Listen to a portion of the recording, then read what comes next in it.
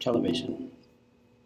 Welcome to the Kanavos Show, everyone on New Earth TV. I'm your host, Kathleen O'Keefe Kanavos, three-time breast cancer survivor, and this is the month of October, which is Boo, You Got Breast Cancer Month, and the author of the book, Dreams That Can Save Your Life, Early Warning Signs of Cancer and Other Diseases, which is available on Amazon and all bookstores and has been already translated into Italian.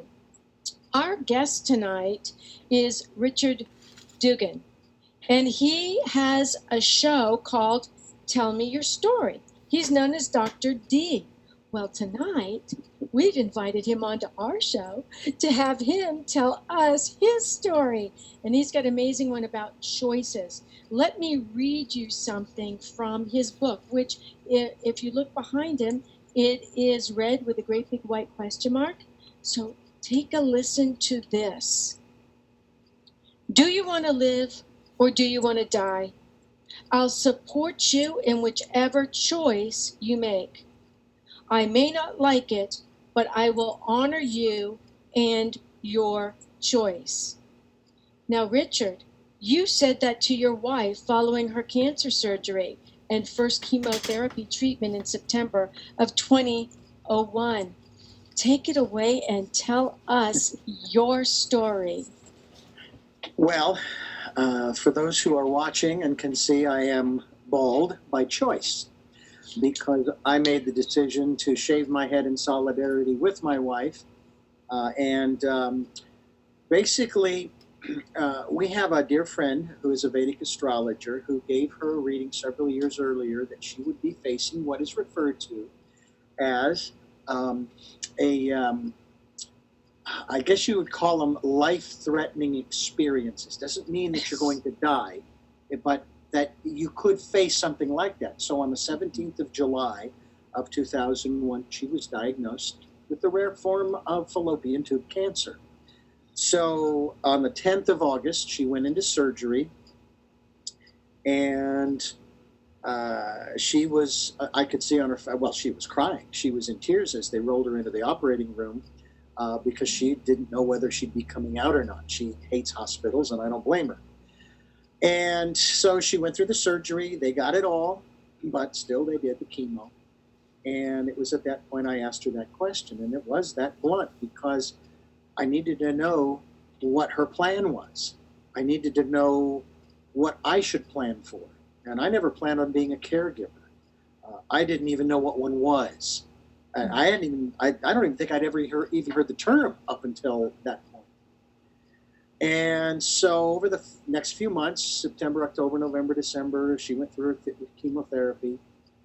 At one point, she even overheard some women talking when she was getting her treatment. Oh yeah, if your marker, which I know you know what that is, test comes back in the normal range over like 2 or 3 readings, then you can stop your chemo. And she got real excited because she was really hating the chemo. Who doesn't? Yeah, I wouldn't wish it on my worst enemy. And the oncologist said, I don't know where you heard that, but that's not true. In any event, she finished her regimen of the chemo in early January, and again has been free and clear of it ever since. Now, one of the aspects, sidebar stories, is that a friend of mine who I worked with at another station, I was talking to him about this, and of course we had heard the statistics, that well, if you stop your chemo, there's a 70% recurrence rate and da-da-da, but it was referred to as a rare form, and that the number of women who had had it up to that point, and I don't know how far back it went, was like just over 1,000 women over the course of, 30 or 40 years, who knows. And I'm thinking, okay, then I need to have all the information about those women. What were their lifestyles? What were they eating? What were they drinking? Where were they living? What kind of work were they doing, et cetera, because I needed that information. So I'm talking with my buddy about all of this, and he says, oh, well, my mom, she had fallopian tube cancer too. I says, well, how long did she live? He says, well, she's still alive. It's been 9 years. So that gave me a good feeling that my wife was going to be just fine. And I shared that with her too, and she felt much better about that. Yes, good stories are good stories. You have to share them with the people going through treatment. And Absolutely. and I just want to say very quickly, the more rare the disease, the scarier the prognosis. You don't want anything rare except a man like you who would love at this point his girlfriend enough. You hadn't even got married yet to No. shave his head in honor of her. That's the kind of rare you only want. So, okay, I'm sorry. Go ahead. Finish No, your no, it's fine. Well, 1 year later, on the anniversary of her surgery date, August 10th of the following year, we actually held what we called, and most people do when someone passes, a celebration of life. But she was very much alive, and it was definitely a celebration of life. And we had all kinds of friends and family over, and it was a big celebration for a couple 3 hours at the home we lived in Phoenix. And as I say, she has been free and clear of it ever since. However, probably like you, Kat, a day doesn't go by when she doesn't wonder if maybe if she may feel something in her abdomen or somewhere else or what have you, some other symptom of totally something else. But it's like, could that be, you know? And of course, her PET scans, which some people do know what they are, that can show those kinds of things. That's scary to have them because you're afraid that they will. You're afraid that they won't. You're just nervous. Yeah.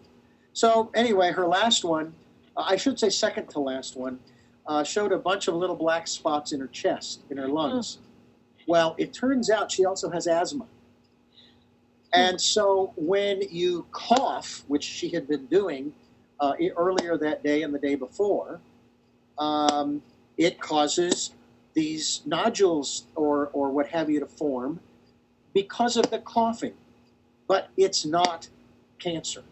No, but I'll bet that scared the jabbers out of her. You can't help it. Once something like that happens, you unless you've walked a mile in another survivor's shoes, you don't realize how little things just scare the hell out of you. I mean, like I had a blister on the bottom of my foot, and my husband was rubbing my foot, and he said, "What's that?" And I didn't even know it was a blister at the time, but I just felt myself suddenly stop breathing, and all the hairs all over my body just stood up. And it was a blister, but that's what happens. And that's part of your life now. That's part of your story because you chose to stay with her. And you told me another very telling story about your relationship, and it was when she was going through chemo. You guys were living together, and you wanted to go and spend some time with your friends, because I always tell women who are the caregivers, when your well is empty because you have not given to yourself, you can no longer give to anyone else. So tell us that little story, because that really was an important one. Well, what happened was in November, in late October. Wow, I can't believe here we are in late October. And I was just feeling burnt out. And again, I had never done this before, and I was willing to do it, but I didn't realize how much energy it took. And so, even though we had neighbors across the street who would come over and visit her on a regular basis, my parents would come over and visit her on a regular basis. And in between those visits, we had a cat named Merlin, a beautiful gray cat, who is no longer with us. And he spent hours and hours with her, just as she sat in the overstuffed chair in the living room. He was cradled in her arms or on her lap. And I was just getting worn out. And it's like, I need a break. And my buddy in San Diego invited me to come out for a couple of days just to get a breather. Mm-hmm. So we had a conversation about this. And I said, I really, you've got people here to support you, knowing you're not going to be left alone. You got Bill and Linda across the street. You've got my parents who will come over on a regular basis. You have other friends who will come over. And so you're not going to be and I will call you on a regular basis. Well, the comment she made to me was, she said, well, if I let you go, I'm going to resent you the rest of my life. And if I make you stay, then you're going to resent me the rest of your life. Well, I did go. And I spent a few days out there, and I think I left on a late Thursday or early Friday morning. I ended up, and I was going to stay until the following Monday. I ended up driving back Sunday morning, and that was okay. I mean, at least I had a little time. I spent some time at the ocean, walking along the beach and the sand and the surf and all of that. So and important. I got to see my buddy, and I got to drive around San Diego. That was, and this is also an interesting sidebar. This was my second solo long distance drive. I've only been driving since I was 38. Yeah, that's another story. Tell us why. Well, I was born legally blind, bilateral cataracts, stigmatism, and nystagmus. I won't even go into the definitions of the latter. And at one point in my life, I basically had finally resigned myself to, I'm going to be bicycling the rest of my life. This was in the early 90s. In 95, my vision started to get cloudy, so I go to my ophthalmologist. He says, the cataracts are growing. We can do two things. We can leave them there and see if maybe they'll break up and go away on their own, which I'm thinking, are you kidding me? Really? That's an option? Because my vision's going. He says, or we can do a lens implant. We did the lens implant in 96, on actually 3/6/96, March 6th, and I was then able to drive through the medical review program, both in Arizona and now through the DMV in California. How did that feel the first time you got behind the wheel of a car and started to drive by yourself on your own, independent? Well, actually, I felt pretty darn good, because here's another interesting sidebar story. At that same time, I was also taking sign language lessons.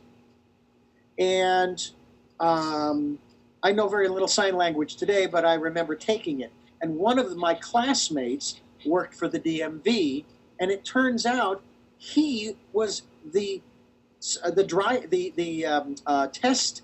practical test giver, shall we say, when I went to take my test. And I thought, okay, is he going to make it easy on me or hard? He did neither. And I did fine, and I passed. And so my first road trip was to Vegas, and I took Highway 95 up through Hoover Dam. And I got to tell you, and I was driving a Chevy Metro at that time. Wasn't my first car, but it's probably one of my favorite vehicles I've had. Mm-hmm.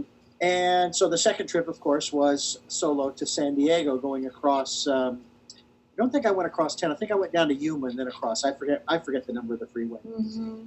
But when I got into San Diego and I'm driving around, it's like, wow, I still, even to this day, I'm 59 now, I still remind myself of, and I'm grateful that, and I have the gratitude for this new vision. And so I'm looking around at the other cars around me, and I'm going, wow, look where I am. I'm driving in California traffic. I went through LA when we drove here. You probably wish you didn't have your eyes fixed at that point. In one sense, you have a point there. You have a point there. But I went to San Diego. I came back. We were fine. She was fine. She's never brought it up since. Neither have I. There's no reason to. And that is a great ending to a wonderful story where, even though, believe it or not, we're almost out of time. And I want I know, it goes so fast when we've got these great stories. And you have so many wonderful stories. You have to come back and share some more with us. I will. But Richard, Dr. D's book is behind his beautiful, shiny head. That we just love it because of the reason it's shiny. He cares about those of us going through cancer treatments, and he shaved it for us. I mean, oh my gosh. But in his book, he's got steps for life, and I just want to go over them very quickly. Step number 1 is to make a choice, which you did. Mm-hmm. Number 2, match your words to choice. I think that's really important. 3, match actions to words. 4, match personal input. And 5, be your choice. So maybe next time when you come back, we can talk about what these mean, because I think they're really important. Now, Absolutely. how can my audience find you? RichardDugan.com is the website. All of the interviews from 2018, and as 2019 comes to a close, all of those interviews are on the homepage and the radio shows page. Mm-hmm. Also, their podcasts, they're broadcast on the radio station here in Santa Barbara, but their podcasts on SoundCloud, iTunes, TuneIn Radio, Spotify, Stitcher, Blueberry, and Player FM, and many others. There are people who are actually linking my podcasts to other podcast sites, which I am very grateful for. That's really exciting. And for those of you watching live right now, I've got his information on my Facebook page, Kathleen O'Keefe Cannabis Facebook page. So the link is right there. You can click on it and go to his website.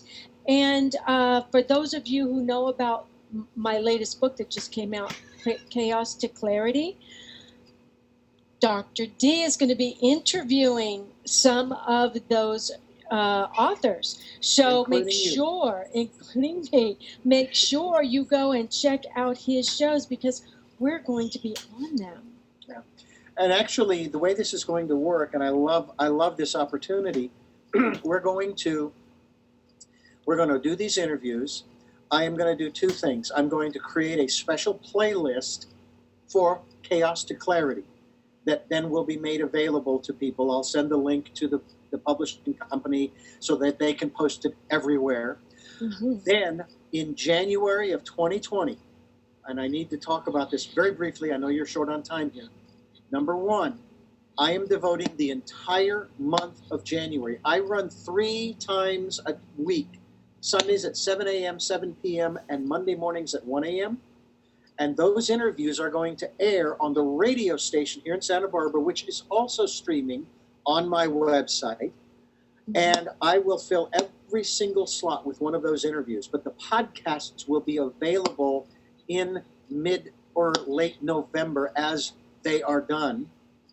Mm-hmm. And this way, we are going to start 2020, and this is something I'm declaring. I want people to jump on this. He's making a choice, and he's matching his words to the choice. We are going to declare 2020 the year of perfect vision.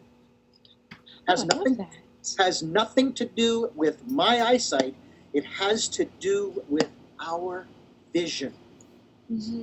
2020, the year of perfect vision. I love it. And on that note, we've got to go.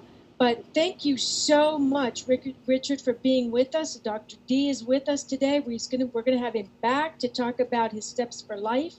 And a big shout out to Rachel, who brought my guests on. She's our producer. She's got everything running when I show up. Thank you, Rachel. And join us again next Tuesday night, 5 o'clock Pacific time, 8 Eastern Standard Time, for some more great guests. Until then, good night, everybody.